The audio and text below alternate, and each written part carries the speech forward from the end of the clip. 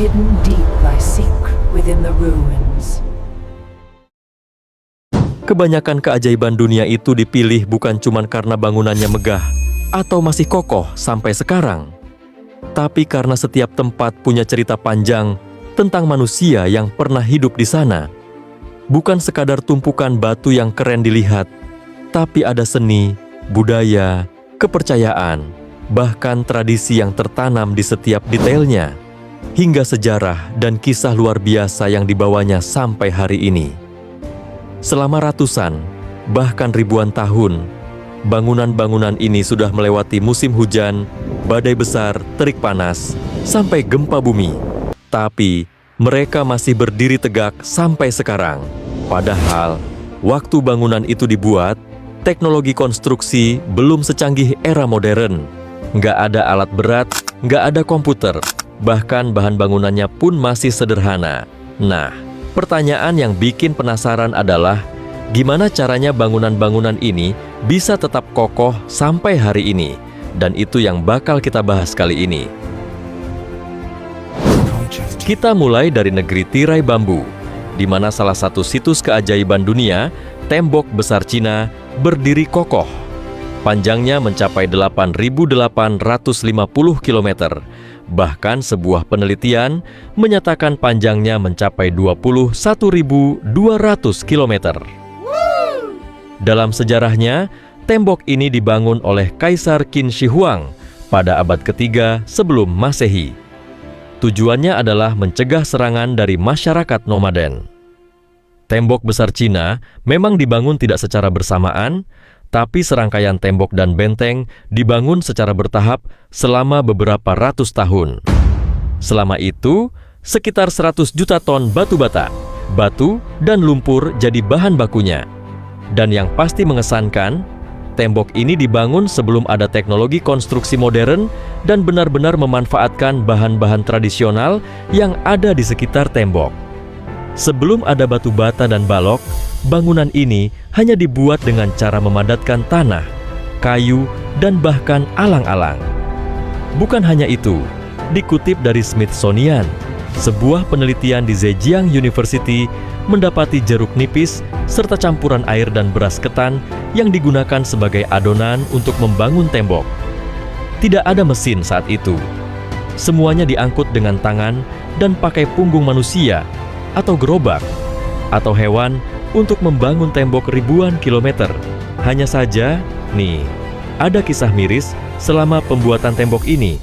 Lebih dari 300.000 anggota, wajib militer, tentara, tawanan, tahanan, dan petani dipaksa menyelesaikan proyek ini di tengah udara yang dingin, persediaan makanan minim, dan lereng pegunungan yang terjal. Dalam prosesnya, Tembok Besar Cina telah mengorbankan banyak nyawa, sekitar 400.000 jiwa. Oke, dari Tembok Besar Cina, kita ke Peru untuk melihat salah satu 7 keajaiban dunia, sekaligus menjadi salah satu saksi kebesaran Kekaisaran Inka, Machu Picchu. Machu Picchu terletak sekitar 2.400 meter di atas permukaan laut Pegunungan Andes. Tempatnya terletak jauh di dalam hutan Peru. Satu-satunya situs yang tidak dihancurkan oleh bangsa Spanyol saat menjajah adalah Machu Picchu. Alasannya, karena Spanyol tidak pernah menemukan bangunan ini. Machu Picchu justru baru ditemukan dan dikenal di seluruh dunia 400 tahun kemudian, setelah seorang penjelajah bernama Hiram Bingham menemukannya pada tahun 1911.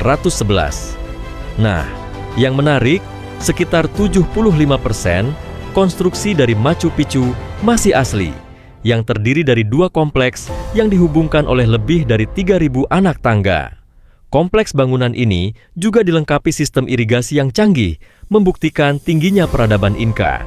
Jika melihat bangunannya, pertanyaan yang muncul adalah, kok bisa? Bagaimana mungkin situs ini masih tetap kokoh, padahal sudah berumur ratusan tahun? Nah, teori yang paling mungkin karena suku Inca telah mengenal teknik konstruksi yang dikenal dengan istilah ashlar. Para pekerja memoles dan mengukir batu granit dengan sangat hati-hati, membentuknya agar cocok dan presisi satu sama lain, hingga tak ada celah di antara batu-batu. Meski tidak ada mortar atau tanah liat sebagai alat perekatnya, konstruksi ini tahan gempa. Padahal, ya, Machu Picchu dibangun di atas garis patahan tektonik. Jika kamu menganggap Machu Picchu yang paling menakjubkan, tunggu! Kamu harus ke Yordania dulu. Sekitar 233 km dari kota Amman, tersembunyi di dataran rendah di antara gunung-gunung, ada situs yang dikenal dengan nama Petra. Situs ini ditetapkan sebagai situs warisan dunia pada tahun 1985 dan pada tahun 2007 dinobatkan sebagai salah satu dari 7 keajaiban dunia. Petra dulunya adalah ibu kota kerajaan Nabatea sejak tahun 312 sebelum Masehi, jauh sebelum Kekaisaran Romawi ada. Nah, yang menakjubkan, kota ini dibangun di bebatuan. Arsitekturnya dibuat dengan mengukir tebing batu dan gunung. Pertanyaannya, bagaimana ya cara membangun sebuah kota dari bebatuan yang terjal hingga menyerupai bangunan berteknologi tinggi? Satu hal yang mungkin bisa menjadi jawabannya. Petra dibangun mempertimbangkan musim, peristiwa astronomi, dan pergerakan matahari. Masalahnya, wilayah ini merupakan padang pasir dan berada di tebing gunung curam.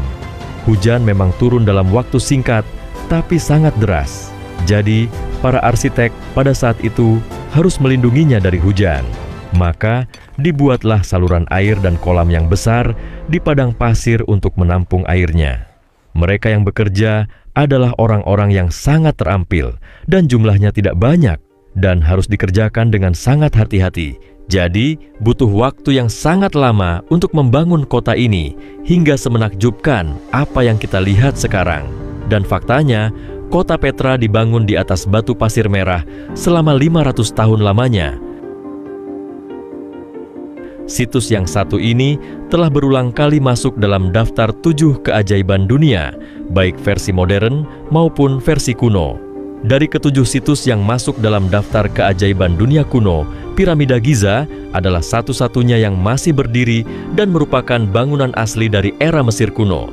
Salah satu teka-teki yang belum terpecahkan adalah bagaimana membangun piramida yang punya tinggi 146 meter dan masih berdiri selama 4.500 tahun.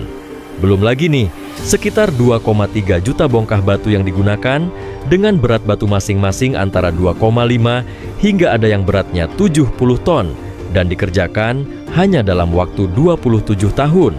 Banyak sejarawan yang percaya jika ada sekitar 20.000 sampai 30.000 tukang batu, insinyur, arsitek, dan pengrajin lainnya yang merencanakan dan membangun piramida.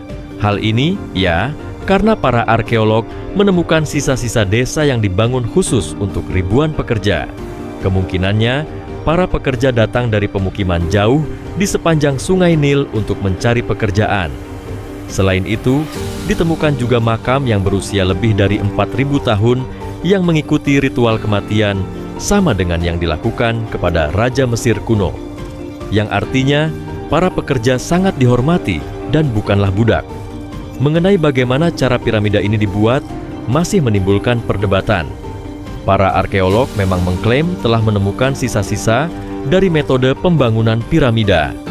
Temuan tersebut berupa sistem yang digunakan untuk mengangkut dan memindahkan material balok batu dari tambang untuk membangun piramida. Temuan tersebut berupa jalanan miring dengan menggunakan semacam kereta luncur, di mana para pekerja bisa membawa batu besar dari tambang dengan diikat menggunakan tali hingga ke puncak piramida. Hal ini memang terlihat akan sangat mudah, tapi masalah lain yang muncul. Untuk bisa sampai ke puncak piramida, jalanan miring itu harus dibuat sepanjang 1,8 km. Artinya, membangun tanjakan seperti ini pastinya menjadi proyek yang lebih besar lagi dan mungkin menjadi tantangan yang lebih besar daripada membangun piramida itu sendiri. Jadi, teori jalanan miring juga masih harus dibuktikan sih. Dari semua situs tadi, mana nih yang menurut kalian teknik konstruksinya paling nggak masuk akal? Coba komen di kolom komentar ya. Terima kasih sudah menonton video ini hingga akhir. Jangan lupa like jika kalian dapat ilmu baru dan subscribe untuk petualangan fakta unik lainnya. Sampai jumpa di video selanjutnya.